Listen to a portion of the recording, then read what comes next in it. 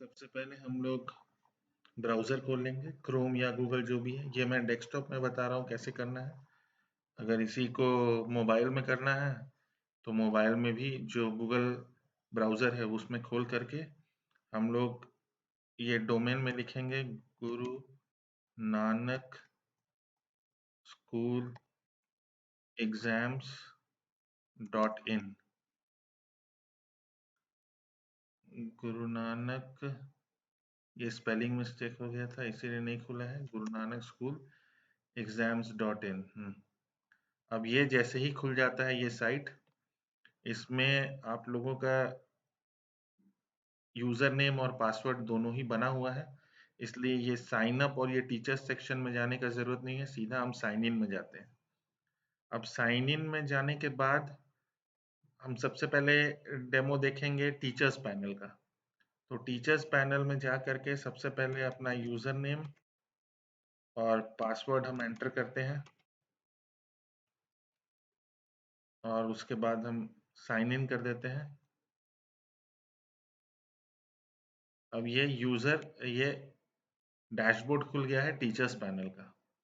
अब teachers panel के dashboard में आप देख सकते हैं अभी 4 ऑप्शंस है, create questions, questions archive, create assignments and assignments archive. इसमें 2 ऑप्शन और ऐड हो जाएंगे, क्रिएट टेस्ट और जो टेस्ट का आर्काइव है, क्या-क्या टेस्ट किस-किस दिन हुए। तो सबसे पहले हम लोग चलते हैं क्रिएट क्वेश्चंस पे। क्वेश्चंस पे सबसे पहले हम क्लास सिलेक्ट कर लेंगे। सबसे पहले क्लास सिलेक्ट कर लिए, क्लास 6 मान लीजिए। सब्जेक्ट सिलेक्ट कुछ भी, मैथमेटिक्स सिलेक्ट कर लिए और चैप्टर सिलेक्ट कर लिए। कंस्ट्रक्शन अगर कर लेते हैं तो कंस्ट्रक्शन सिलेक्ट कर लेते हैं। यहाँ सेव सेटिंग्स कर दिए ताकि ये चीज हमको बार बार नहीं करना पड़े हर क्वेश्चन के लिए, कि हम फिर से जाएंगे हर क्वेश्चन के लिए, क्लास भी सिलेक्ट करेंगे, सब्जेक्ट भी, चैप्टर भी। तो ये चीज को अवॉइड करने के लिए हम यहाँ सेव सेटिंग्स कर लेंगे। उससे क्या होगा कि अब हम जैसे ही क्रिएट क्वेश्चंस में दोबारा जाएंगे तो जो सेटिंग्स हम क्रिएट करके रखे वही आ जाएगा और इस क्लास का, इस चैप्टर का, इस सब्जेक्ट के जितने मर्जी क्वेश्चंस चाहे वो हम एंटर कर सकते हैं। अब क्वेश्चंस कोई भी हम क्वेश्चन एंटर कर देते हैं इसमें। तो इसमें हम क्वेश्चन लिख देते हैं what is a right angle, what is the measure of a right angle, measure of A right angle. अब ये इसमें क्वेश्चंस बेसिकली हम लोगों को एमसीक्यू ऑब्जेक्टिव क्वेश्चंस ही डालने हैं, तो इसलिए क्वेश्चन टाइप को हम ऑब्जेक्टिव सिलेक्ट कर लेते हैं और इसमें हम ऑप्शंस दे देते हैं। जो जो ऑप्शंस देने हैं 45, 60, 90 और 180। और इसमें हम करेक्ट ऑप्शन, मेरे को पता है ऑप्शन 3 है तो करेक्ट ऑप्शन भी हम डाल दिए। एक्सप्लेनेशन अगर नेसेसरी समझते हैं तो एक्सप्लेनेशन डाल सकते हैं, नहीं तो एक्सप्लेनेशन हम छोड़ भी सकते हैं। तो यहाँ लिख देते हैं right angle is equals to 90 degrees. ये हम लिख करके इसको सबमिट कर देते हैं। तो ये क्वेश्चन मेरा सबमिट हो गया। अब हम यहाँ देख सकते हैं वापस डैशबोर्ड में जा करके क्वेश्चन आर्काइव में कि ये मेरा क्वेश्चन दिख रहा है कि नहीं। यहाँ दिख रहा है। लास्ट पेज में हम गए, यहाँ दिख रहा है कंस्ट्रक्शंस का क्वेश्चन डाले हैं, what is the measure of a right angle. और इससे पहले भी मैंने 35 क्वेश्चंस डाल के रखे हुए थे, 34 क्वेश्चंस, तो वो सब क्वेश्चंस यहाँ पर दिख जाएंगे। अब इसके बाद में वापस जाते हैं डैशबोर्ड पे और डैशबोर्ड पे वापस जाने के बाद अब हम जाते हैं क्रिएट असाइनमेंट्स में। अब क्रिएट असाइनमेंट में हम जिसके क्वेश्चंस मेरे पास हैं ऑलरेडी ज़्यादा, अभी क्लास 6 का तो सिर्फ एक ही क्वेश्चन एंट्री किए हैं, क्लास 7 के मेरे पास बहुत सारे क्वेश्चंस डाले हुए हैं, तो इसलिए हम क्लास 7 सिलेक्ट कर ले रहे हैं और क्लास 7 का चैप्टर इंटीजर्स सिलेक्ट कर ले रहे हैं। डेट, ये असाइनमेंट किस डेट में भेजना है, आज ही का हम डेट सिलेक्ट कर लेते हैं। अब इसमें नेक्स्ट क्लिक करते हैं। तो अभी इसमें सिस्टम क्या बना हुआ है कि ऑटोमेटिकली लास्ट लेटेस्ट 10 क्वेश्चंस जो मैंने डाले हुए हैं वो ऑटोमेटिकली इसमें दिखाई दे जाएगा, लास्ट 10 क्वेश्चंस, क्योंकि हम इसको सेट करके रखे हुए हैं 10 क्वेश्चंस पर ही कि असाइनमेंट में 10 जाएगा।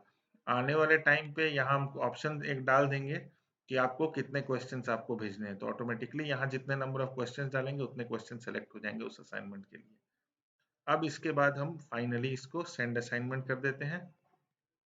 तो ये क्या है, ऑटोमेटिकली जितने भी क्लास 7 के स्टूडेंट्स हैं उनके लिए, उनके पास ये ऑटोमेटिकली असाइनमेंट भी चल जाएगा। और जैसा कि आप देख सकते हैं असाइनमेंट आर्काइव भी खुल जाएगा, जो कि हम यहाँ से भी खोल सकते थे, डैशबोर्ड में जाकर के असाइनमेंट्स आर्काइव में जाके भी खोल सकते थे। यहाँ पहले के भी असाइनमेंट्स दिए हुए हैं, और ये जो बनाया हुआ है, ये लेटेस्ट असाइनमेंट आज का जो दिया हुआ है 18/6 का, ये आपको यहाँ पर दिख जाएगा। तो टीचर्स पैनल बेसिकली बहुत ही सिंपल है। इसमें मेन चीज है सिर्फ और सिर्फ क्रिएट क्वेश्चंस करना। कितने क्वेश्चंस आप इसमें, जैसे जैसे आप इसमें क्वेश्चंस डालते जाएंगे, आपके क्वेश्चंस आर्काइव में वो सब क्वेश्चंस दिखते जाएंगे। तो ये जो डेटाबेस बनाना, डेटा बैंक बनाना क्वेश्चंस का, this is the most important thing. और इस पैनल में अभी फिलहाल कुछ नहीं है। अब हम लोग इसमें लॉग आउट करके अब हम एक स्टूडेंट्स पैनल में घुसते हैं। इसमें हम लॉग आउट कर दिए, और स्टूडेंट पैनल क्लास 7 के ही स्टूडेंट का जो बनाया हुआ मैंने है, इसका लिंक भी आपको दिया हुआ है। अब हम उसमें एंट्री कर रहे हैं। अब जैसे ही हम स्टूडेंट पैनल में घुस रहे हैं, इसमें भी यहाँ पर हाँ एक चीज़ और है, यहाँ माई अकाउंट में व्यू प्रोफाइल में आ गया है उसका नेम, ईमेल, मोबाइल और क्लास। अगर हम चाहें तो इसको एडिट कर सकते हैं यहाँ जाकर के एडिट प्रोफाइल में। और अगर इसका पासवर्ड चेंज करना चाहे तो लॉगिन पासवर्ड में जाकर के ओल्ड पासवर्ड डाल करके न्यू पासवर्ड और फिर कंफर्म पासवर्ड करके हम इसको चेंज कर सकते हैं। ये बेसिक चीज़ है जो हर एक अकाउंट में होती है। अब वापस हम डैशबोर्ड में जाते हैं, यहाँ टूडेज असाइनमेंट आ गया। अब टूडेज असाइनमेंट में ये आ गया, हाँ यहाँ स्टेटस दिखा रहा है पेंडिंग, क्योंकि अभी तुरंत तुरंत आया और कोई क्वेश्चंस किए नहीं है। अब जैसे ही हम क्लिक इसको करेंगे तो ये मेरे को दिख जाएगा आज का असाइनमेंट। यहाँ 10 क्वेश्चंस थे, और क्योंकि ये येलो में है, इसका मतलब अभी अनआंसर्ड क्वेश्चंस 10 है, मतलब एक क्वेश्चन का भी अभी मैंने आंसर नहीं दिया हुआ है। तो अब इसको सॉल्व करते हैं। मान लीजिए क्वेश्चन 1 को सॉल्व करते हैं, कुछ भी आंसर डाल के सॉल्व करते जाते हैं। अभी सबमिट द आंसर कर दिए हैं। अब नेक्स्ट गए, ये पहला आंसर गलत था, नेक्स्ट में जा करके इसको भी कुछ भी ऑप्शन सेलेक्ट कर लेते हैं। सबमिट द आंसर की, यहाँ आंसर सेव सक्सेसफुली आया, ओके किए। उसके बाद फिर हम नेक्स्ट में गए, उसके बाद क्वेश्चन 3 में गए, ये ऑप्शन 2 सिलेक्ट किए, फिर सबमिट द आंसर कर देते हैं, फिर नेक्स्ट गए। यहाँ एक चीज और है कि हम नेक्स्ट से भी जा सकते हैं, नेक्स्ट नेक्स्ट करके, या डायरेक्ट भी जा सकते हैं किसी भी क्वेश्चन पे यहाँ क्लिक करके, तो वो भी हम कर सकते हैं। तो वो किए, सबमिट द आंसर किए, आंसर सेव सक्सेसफुली हो गया। प्रीवियस में जाके भी हम कर सकते हैं, यहाँ पर भी इसको भी हम कर दिए, और इसको भी सबमिट किए आंसर को। साथ ही साथ में मेरा जो स्कोर है, मान लीजिए क्वेश्चन 4 में वापस जाते हैं, वो भी दिखाते रहेगा। दैट मीन्स 2 आउट ऑफ 10 है। और अनआंसर्ड क्वेश्चंस अभी 1 2 3 4 5 अनआंसर्ड क्वेश्चंस बचे हुए हैं। अब अगर हम वापस से जाते हैं डैशबोर्ड में और टुडेज असाइनमेंट का स्टेटस देखते हैं, तो अभी भी पेंडिंग दिख रहा है। क्यों? क्योंकि मेरे 5 क्वेश्चन बचे हुए हैं। तो अब जल्दी से इन पांचों क्वेश्चन को भी अगर हम कर लेते हैं सॉल्व, तो ये क्वेश्चन नंबर हम 4 पे जाते हैं, 4 पे जा करके इसको भी सॉल्व कर देते हैं। फिर नेक्स्ट पे गए, क्वेश्चन 5,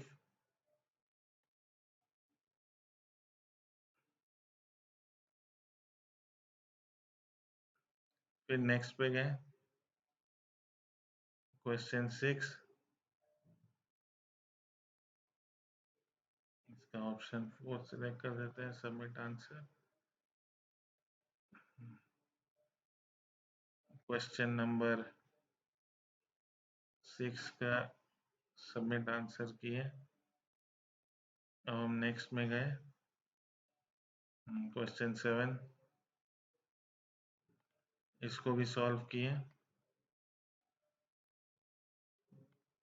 नेक्स्ट में गए, अब सिर्फ एक ही क्वेश्चन बचा हुआ है,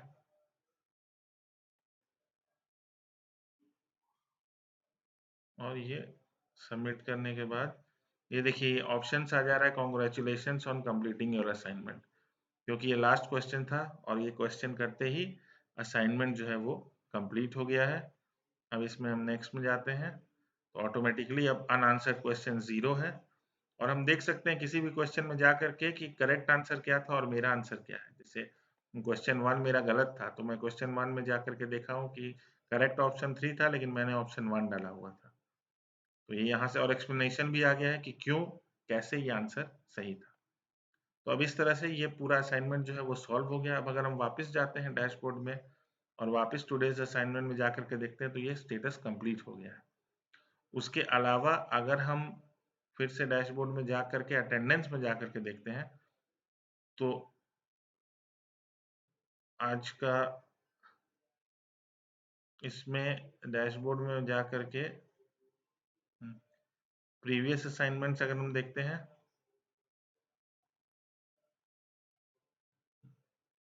अच्छा डैशबोर्ड में इसलिए नहीं दिखा रहा है क्योंकि आज का अटेंडेंस नेक्स्ट डे से दिखाएगा।